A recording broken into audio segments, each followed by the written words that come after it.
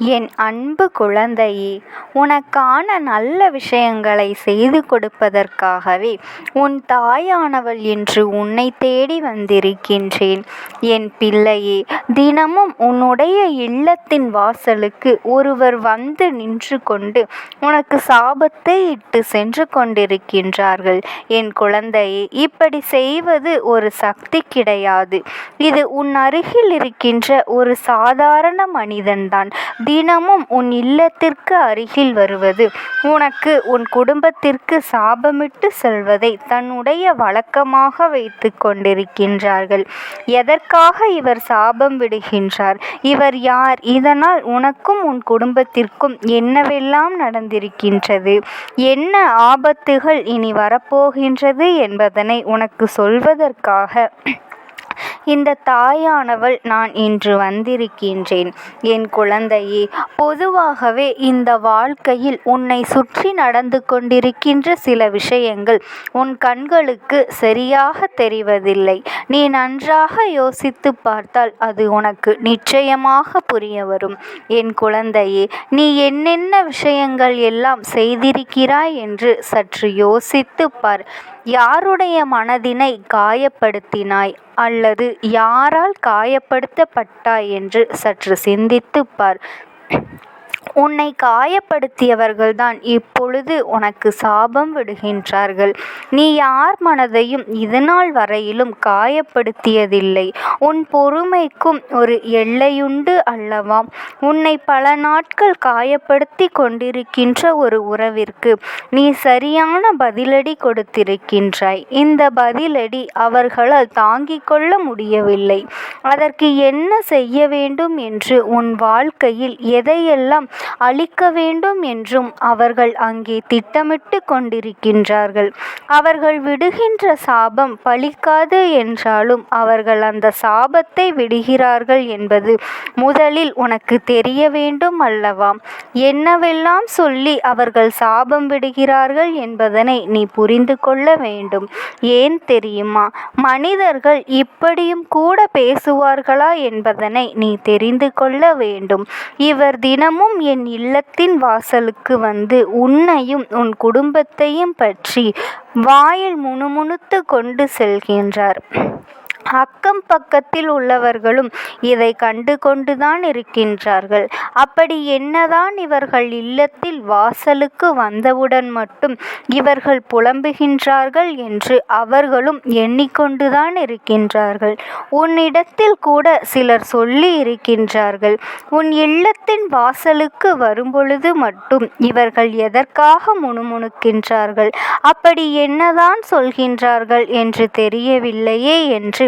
என் குழந்தை, நீ கவலைப்பட்டாலும் அவர்கள் சொன்னாலும் சொல்லிவிட்டு போகட்டும், நமக்கு என்ன என்று நீ சொல்லிவிட்டாய். ஏனென்றால் உனக்கும் அவர்களுக்கும் தானாகவே சரிப்பட்டு வராது. ஆதலால் அவர்கள் சொல்வதை நீ பெரிதாக பொருட்படுத்தி கொள்ளவில்லை. ஆனால் அவர்கள் வாயிலிருந்து வந்தது அத்தனையும் சாபம். உனக்கும் உன் குடும்பத்திற்கும் அவர்கள் இட்ட சாபமாகும். அதே இவர்களினுடைய சாபம் எந்த காலத்திலும் பலிக்கப் போவதில்லை, எந்த காலத்திலும் அது நடக்கப் போவதில்லை என்று உனக்கு நன்றாக தெரியும். இருந்தால் அவர்கள் எப்பேற்பட்ட எண்ணங்களை கொண்ட மனிதர்கள் என்பதனை நான் சொல்கின்றேன்.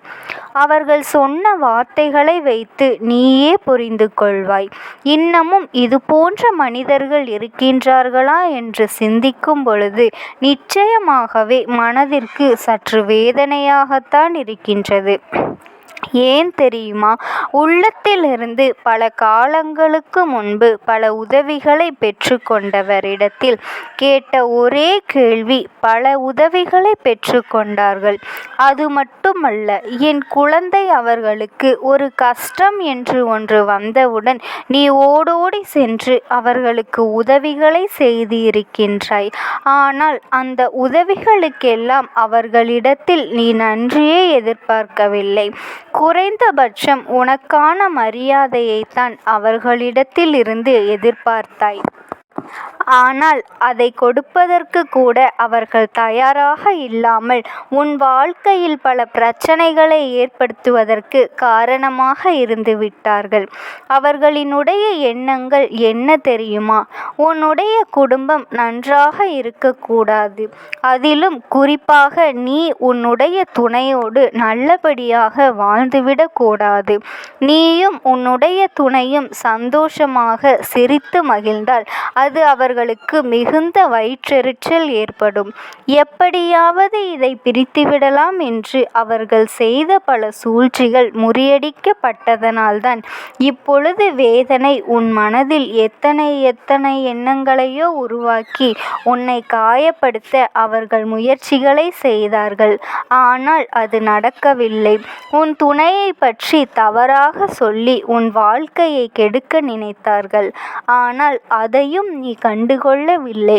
மாறாக உன்னுடைய தொழுகைக்கு ஏற்றவாறு நீ பேசியதாலும் அவர்களுக்கு நீ முக்கியத்துவம் கொடுத்ததாலும் இன்னமும் இவர்களுக்கு உன் மீது அதிக வெறுப்பு ஏற்பட்டது. அதனால் உன்னை விடத் தொடங்கியதுதான் இந்த சாபமாகும். அருகிலேயே இருந்து கொண்டு ஒருவர் இது போன்ற செயல்களை செய்யும் பொழுது அதை நிச்சயமாக கேட்பதற்கு மனதிற்குள் கஷ்டமாகத்தான் இருக்கும். ஏனென்றால் இது போன்றதெல்லாம் ஒருவர் வாழ்க்கையில் செய்ய முடியுமா என்று சற்று யோசிப்பது கடினம்தான். மனிதர்களுடைய எண்ணங்களை நாம் கேட்டு தெரியும் பொழுது நிச்சயமாக நமக்கே மிகுந்த மனக்கஷ்டம் இருக்கின்றது. அப்படி இவர்கள் என்னதான் சொன்னார்கள், என்ன விஷயத்தை பற்றி பேசினார்கள் என்று அம்மா உனக்கு இப்பொழுது சொல்கின்றேன். அவர்கள் சொல்லிய வார்த்தைகள் ஒவ்வொன்றும் இதோ. இவர்கள் எல்லாம் எப்படி நன்றாக இருந்துவிடப் போகின்றார்கள் என்று நானும் பார்க்கின்றேன். இவர்கள் குடும்பம் நன்றாக இருக்காது. ஒவ்வொருவருக்கும் ஏதேனும் ஒரு பிரச்சனைகள் வந்து இவர்கள் கண்ணீர் விட வேண்டும். இவர்கள் கண்ணீர் விட்டு கதறுவதை நான் என் கண்களால் பார்க்க வேண்டும். இவர்கள் வாழ்க்கையில் நடப்பது எதுவுமே நல்ல விஷயமாக இருக்கக்கூடாது. யாருக்கும் நல்ல வாழ்க்கை அமைந்துவிடக்கூடாது. இவர்கள் நம் முன்னிலையில் கஷ்டப்படுவதைக் கண்டு நாம் சிரித்து மகிழ வேண்டும் என்று எப்பொழுதுதான் இது நடக்குமோ தெரியவில்லை. இந்த தெய்வத்திற்கு கண்ணில்லையே? இந்த தெய்வம் பார்த்து கொண்டு இருக்கின்றது. இவர்கள் சந்தோஷமாக இருப்பதை இவர்களுக்கு தண்டனையை கொடுத்துவிடு என்று அவர்களுடைய தெய்வத்திடம் அவர்கள் வேண்டிக் கொள்கின்றார்கள். என் குழந்தையே, அவர்கள் உணராத விஷயம் ஒன்றே ஒன்று இருக்கின்றது. அவர்கள் தெய்வத்திடம் உனக்கு கெடுதல் சொல்லி செய்ய சொல்லி கேட்கின்றார்கள். அதிலும் அழிக்கச் சொல்லி கேட்கின்றார்கள் என்றால் அது நிச்சயமாக இது நடக்காத ஒரு விஷயம் அல்லவா? எந்த ஒரு தெய்வமும் தன்னுடைய பக்தியானாலும் சரி, தன்னுடைய குழந்தைகள் யாராக இருந்தாலும் சரி, அவர்களுடைய மனதில் நல்ல எண்ணங்கள் இல்லாமல் அடுத்தவர்களின் வாழ்க்கையை அழிக்க துணிந்தால் அவர்களும் அதற்கேற்கின்ற எந்த ஒரு வேண்டுதலும் நிறைவேறாது என்பதனை அவர்கள் உணரவில்லை.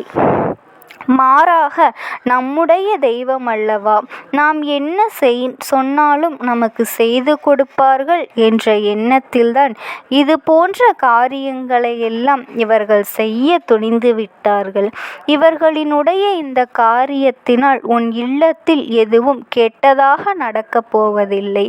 ஆனால் சில காலமாக நீ அதற்காகவே நினைத்து வருந்தி கொண்டிருக்கின்றாய். என் அன்பு பிள்ளையே, இந்த தாயானவளினுடைய அன்பும் ஆசீர்வாதங்களும் உனக்கு எப்பொழுதுமே இருக்கும். நீ எதை நினைத்தும் கலங்காமல் தைரியமாக இரு. ஓம் சக்தி. ஓம் ஆதிபரா சக்தி.